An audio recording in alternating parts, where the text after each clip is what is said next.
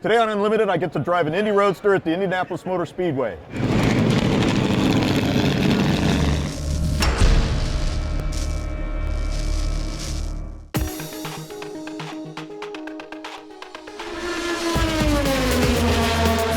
We're at the Indianapolis Motor Speedway to drive a vintage Indy race car. I've got the opportunity to take out one of Bill Akin's Indy Roadsters from the 1950s. It should be really fun and exciting to actually do it the week of the Indy 500. So tonight we're going to meet up with Bill Akin, and hopefully I'll be able to pass my rookie test, which is getting in his Indy Roadster and taking it around the parking lot to make sure I don't stall the car or do anything else stupid. So if I pass my test, and weather permitting tomorrow, we'll be taking the cars out for a 20-minute stomp around the racetrack. I'm going to be taking out the Quinn Epperly Roadster that ran here in 1959, 1960, and then it qualified again in 1962. Johnny Boyd is the driver for both 59 and 60 with this car. He placed 6th at the 1959 Indianapolis 500. The car is what they call an Indy Roadster. It's got the engine in the front. This car has an Offenhauser engine. It's a 4-cylinder engine. So this is a very quintessential, typical Indy Roadster. This car was restored by Bill Akin,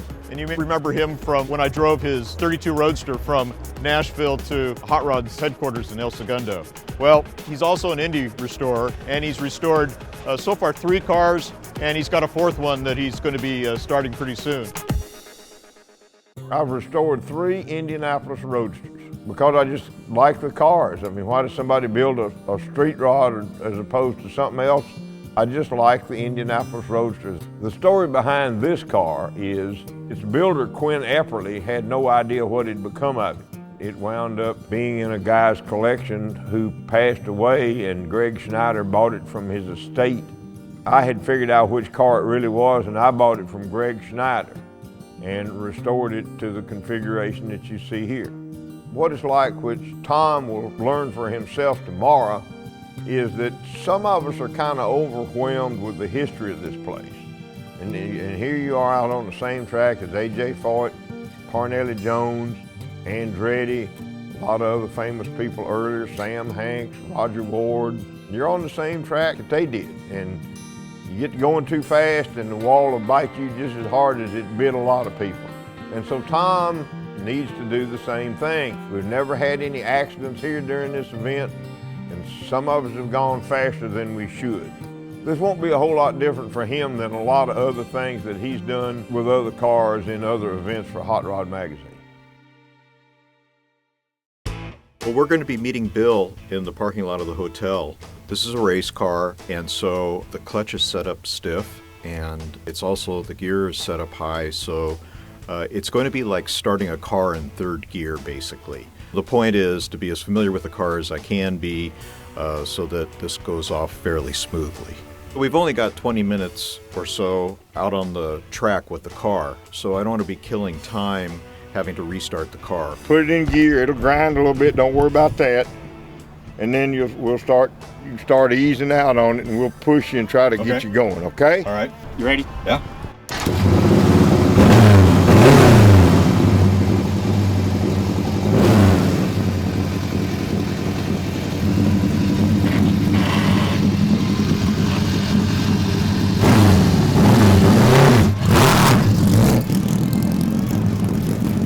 One thing he's finding out pretty quick is when you let out on the clutch, you better be ready to start steering because you're going to take off.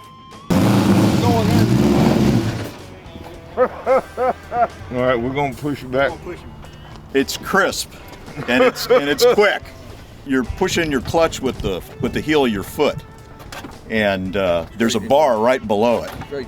And so if your foot isn't high enough, if the heel isn't high enough, then it hits that bar. So that's what happened when I was taking off here. We're gonna get you smooth, okay? Okay.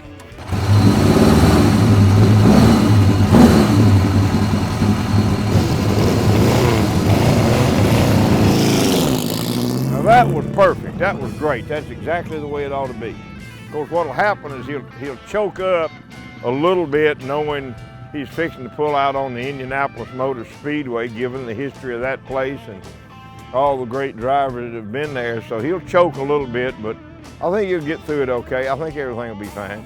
Thank you very much. Okay, great. We'll see you guys tomorrow. Great.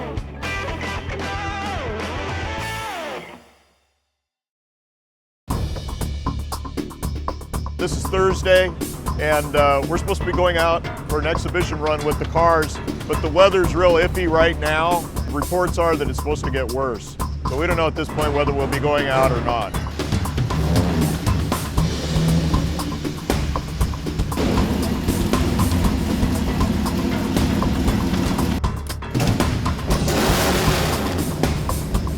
So I'm all suited up, and hopefully, like I said, the rain's going to stay away.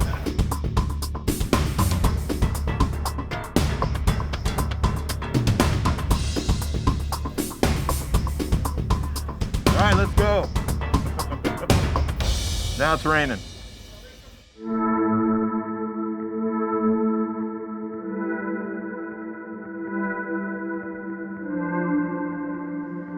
They canceled the racing for today because of the weather. And so we're just trying to get the cars in the Indy garage right now, and they'll stay here overnight, and then hopefully we can change our flights tomorrow so that we can be here in the morning and race tomorrow.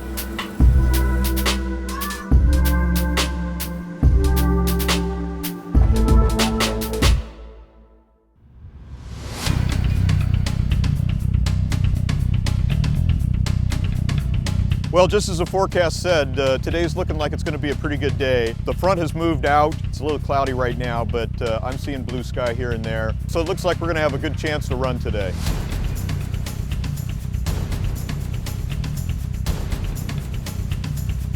First group, 5 minutes to start up.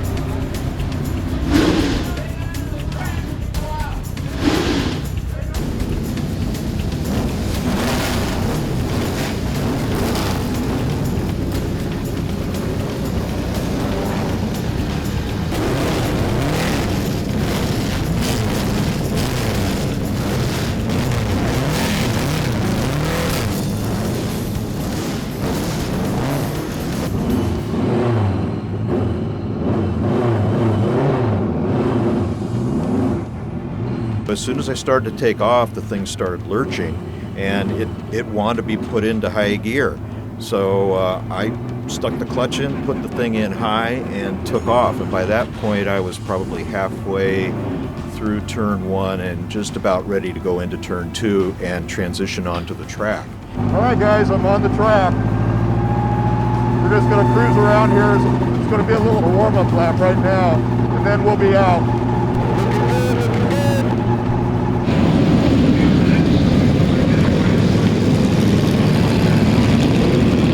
After I got out off the apron and onto the track, the car handled really well, and there wasn't a lot of drama or getting familiar with the car. I mean, it would go. I mean, the main thing to get used to was to not give it much throttle, because boy, it just wanted to go.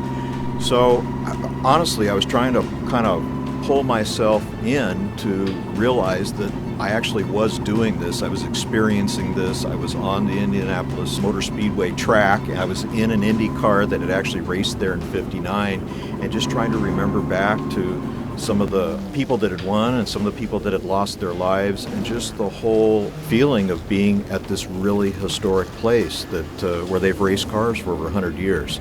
So I was really trying to be able to take it in and look around. Fantastic.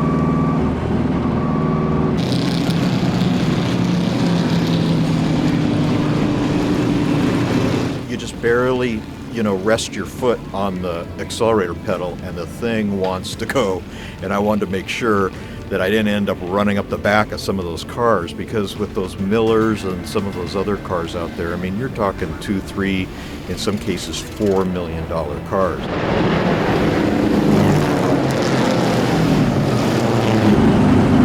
The one thing I learned to do real quick was they had their eyes on you pretty good on the front straight, but on the back straight, it didn't seem like there were eyes on you. And so what you could do is you could kind of go into turn 2 and take it easy and give yourself some room between you and the people ahead of you, and then you could give it a pretty good blast on the back straight.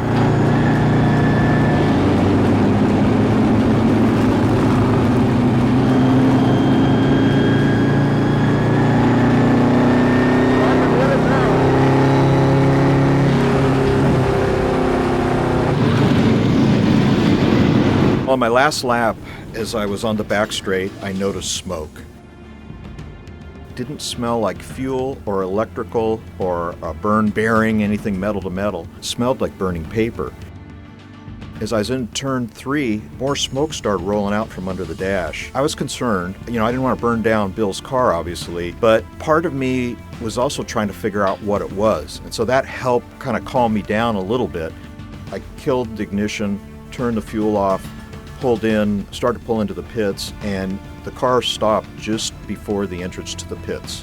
I waited for the emergency crew to come, but we were able to pull the hood, and that's when we saw the rags. They were smoldering rags that had been shoved down against the firewall down at the belly pan. I don't know why they were there, but they were in the wrong place because it was right by where the header exits. I quickly reached down because I had my driving gloves on, pulled them out, and threw them down onto the track. And that was it. There was no damage. It was just these smoldering rags that had been the problem.